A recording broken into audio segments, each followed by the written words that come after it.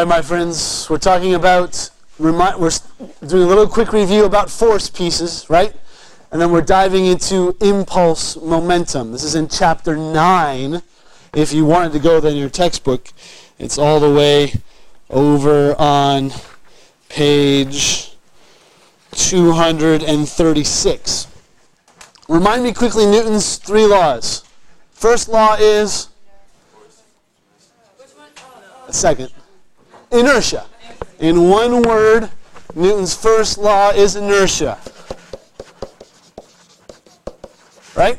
Anything in motion tends to stay at motion. Anything at rest tends to stay at rest unless acted on by an outside force. Right? Unless something causes it to change its velocity. Come on in. Please, yeah.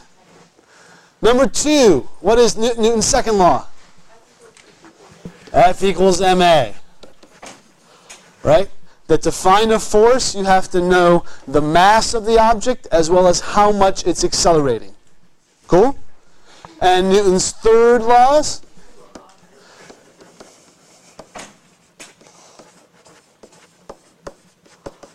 That for every single force that happens, there is an equal and opposite force that also occurs.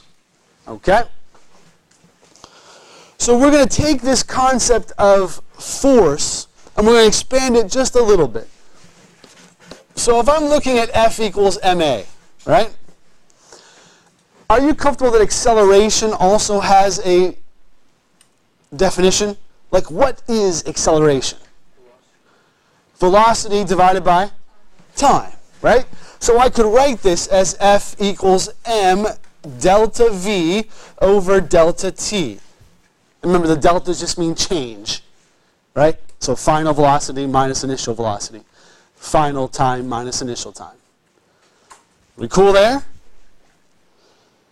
If I bring this t up here, right, I end up with this. I end up that F delta t equals m delta v.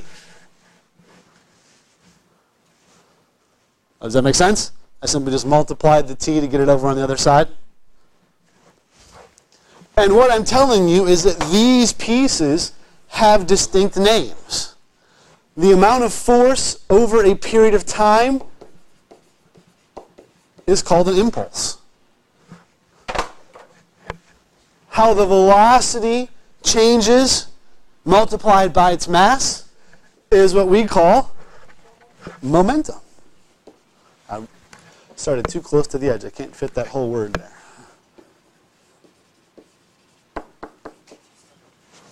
And so you put these two things together and we call it the impulse momentum theorem, right? That again, where does it come from? F equals ma. That's why I'm connecting these two concepts together. I realize they're totally different chapters in your textbook, but they're really talking about the same thing.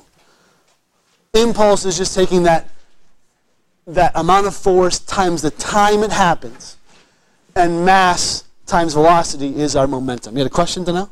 No? Okay. Are we cool here, friends?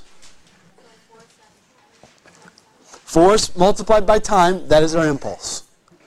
Mass multiplied by the velocity change is our momentum. They show you a great piece on page 236. They show you a graph that looks like this. They're showing you the impulse of a baseball being hit. And the graph looks like this. And the amount of time, do you see what the time frame is here? Like this goes all the way to 1.5, but what piece of time is it? A millisecond, right? Take a second divided by 1,000 pieces, right? So in 1,000th of a second, that's how much time the force is being applied from the bat to the ball. Does that make sense? And actually in slow motion, it's crazy to watch.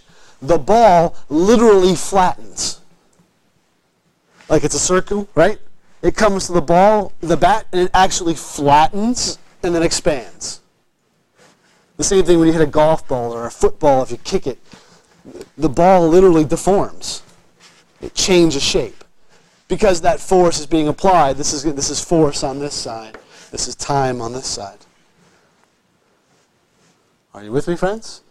Wait, so the peak is when it hits the bat? So this is the whole time that it's hitting the bat for this whole entire time. All of that 1.5 milliseconds. The bat is in contact with the ball.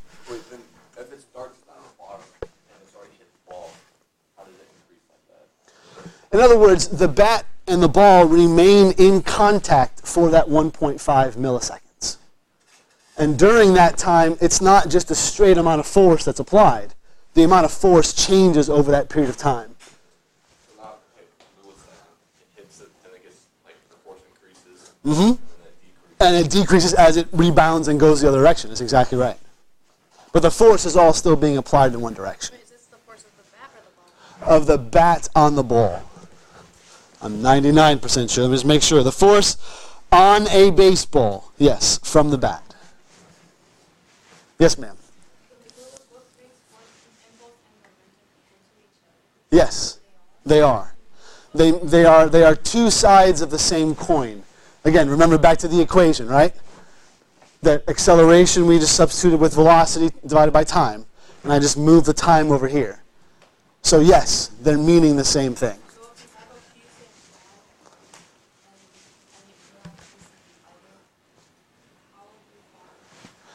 Right. What you're going to see, we're going to do a couple of problems here, is that you can use one of these to find the other one. That's exactly correct. So flip over to the next page on page 238, right? Page 238 is showing you some example problems. And I've always thought this was just a funny problem. If you want to stop a vehicle, right? 3 ways you can do it. Number 1, you can brake super slowly, like my son when he was first learning to drive. Very slow braker, right? Number 2, you can brake very quickly. You know, again, not to pick on Tanner, but like we watch drive with Tanner, right? Just quick, stop, use your hand, hold them back, right? Or you can hit a wall, right? Brendan's fun. I did the same thing, right, the first time. If you brake very slowly, you take 21 seconds. If you brake very fast, you take 3.8 seconds. If you hit a wall, you'll be totally stopped in 0.22 seconds. Right? I don't recommend it, but you could. And what they're asking you to do is to find what is the impulse, what is the amount of force exerted on the vehicles in each of these stops. So can we find the momentum of this vehicle? What do I need to find momentum? And momentum is P, by the way. Why? Because there's so many M things in physics that they picked P. So momentum is what? How do we find momentum? M times the change in velocity. Okay, so do I know the mass of this thing? I do. This is the example problem number 1 on page 238. It's 2,200 kilograms, right? And do I know its change in velocity? Well, do I know its initial velocity? What is that? 26 meters per second, right? So I can get that is going to be my momentum, and they use scientific notation, is 5.7 times 10 to the 4. And my units are kilograms times meters per second. Notice I'm just combining the 2 units. Right? There is no name for those units. We call it kilogram meters per second. Kilogram meters per second. It is. It's a derived unit. We're just simply taking kilograms and meters per second and multiplying them together. I can do the same thing with my final velocity, right? But what is my final velocity? 0, because you're hitting the wall, right? You're putting the brake to completely stop. So of course my final, this would be my initial momentum, my final momentum would be 0, right? Are you with me? Sorry, one moment.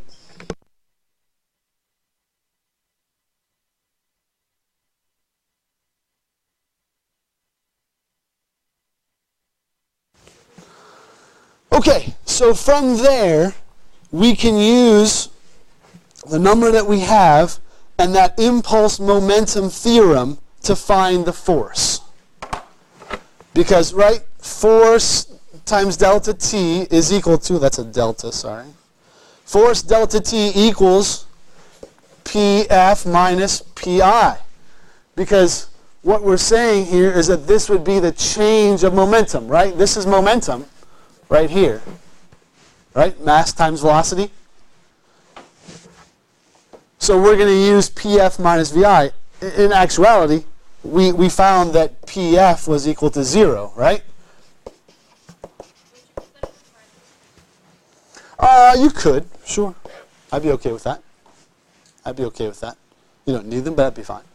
But you still need to find velocity, or you still have to include velocity? No, because we included the velocity here.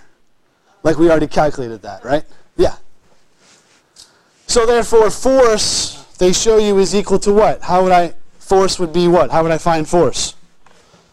If I know momentum and I know time, I just divide them out, right? That force would be P divided by T. And you see that they get negative 2.6 times 10 to the 5 newtons. And give me a moment. Why should it be a negative force? Right, you're going positive and the force is slowing you down. So it has to be in the opposite direction. Please don't say that because you're slowing down it has to be negative. Okay? If he was moving negative, the slowing down force would be positive. Right? So, you've already seen the assignments up on Schoology, but I'm telling you it's 1 through 5. This is 9.1. It is on page 239. Thanks for giving me the extra minute. Adios.